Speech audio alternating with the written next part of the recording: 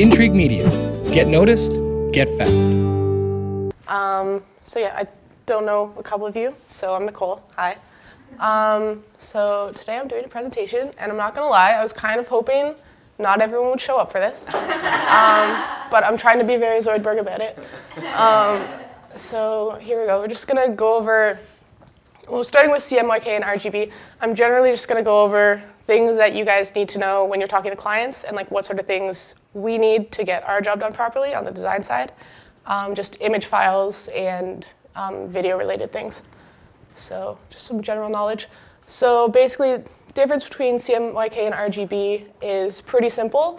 There's the three main colors for RGB, and CMYK, 4 colors, hence the letters. The main difference is we use RGB digitally, and CMYK is for print only. And you can kind of see the difference in the two images.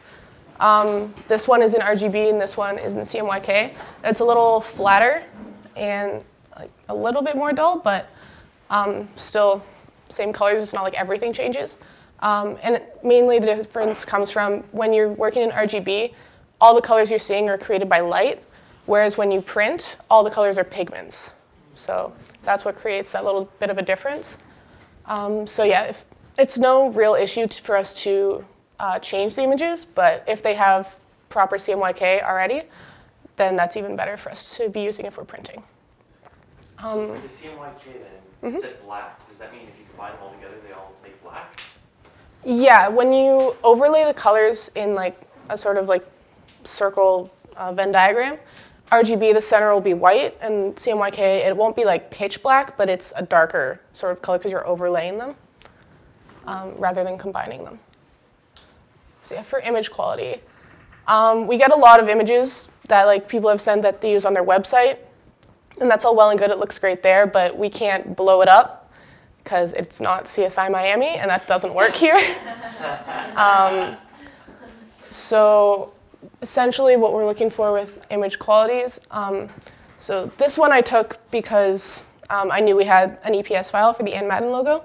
This one I pulled off their website, and it's the proper size. It's how it should look. So it's very like clean, but when we blow it up, you can see it gets all pixelated, and it just doesn't look good. And that's not just logos, it's all images. So when we're working with logos and things like that, what we prefer is an EPS Illustrator file, which takes the original images, and instead of a font, it sees everything as outlines, so you can blow it up and it'll still keep that clean edge. PDFs are okay to work with as well if we're just doing like a poster or something, or if we're just doing a still image on the screen, because the images are typically a little bit of a better quality than just a JPEG, and it's just easier to work with. So JPEG, PNG are like okay. If we're not resizing anything, EPS is preferable. And then for videos, when we're working with that, I know we get a lot of questions as to like, what's the aspect ratio, like what kind of file do you need, things like that. And so all of our screens are 1920 by 1080, but the minimum we'll take is the 720 by 480, which is a little bit smaller. We only upload MPEG files to the CDS for video, but if it's a still image that we're putting up, it's a PNG. We don't use JPEGs at all. Why is that? Curiosity. I think it just doesn't work with the system. It crashed the network once. Yeah. It should be fixed, but for safety, it was just originally built so that PNG files were safer. I don't know the tech terms behind why PNGs are safer, but Cool. yeah. Doesn't PNG have no background or something? Yeah, they can. Oh, sorry. They can, but that's not really something we need to worry about when we're putting it up on the screen, because it's going to have a background regardless. But if we're working, let's say they want to give us a logo image and all they have is a PNG, that's preferable if it doesn't have the flat white background, because all JPEGs will have that, and then we have to go in and take all that out. And it's just time consuming. So that's what we use, and then the 20, 30 seconds no audio is generally, like, everyone knows that, but I included it anyways. So what would happen if we put a video with audio on the network? Would it play with audio?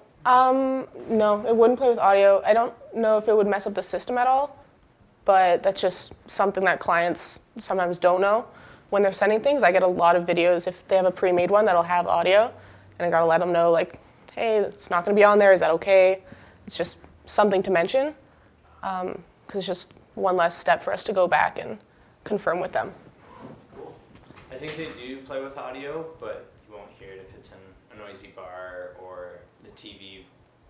You probably just won't hear it. So. Yeah. Most of them, when we install it, we put volume down the lowest. Because I remember the Beatles one had a bit of audio. That's right.